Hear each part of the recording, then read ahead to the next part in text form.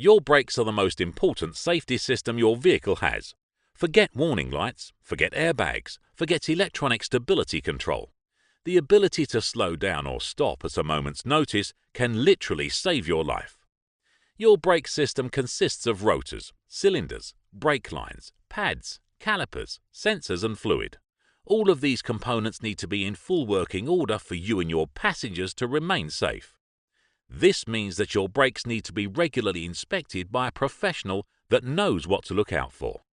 Although checks may be included in your annual MOT, we recommend having your brakes inspected every 6 months or 6,000 miles, whatever comes first. However, if you notice any of the following, it's essential that you have your brakes looked at as soon as possible.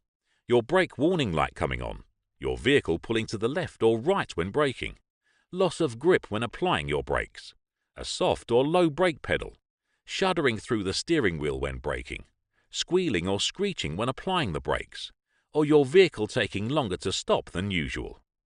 Based in Basildon, CH Motors carries out comprehensive affordable brake system inspections and repairs to ensure your safety on the roads.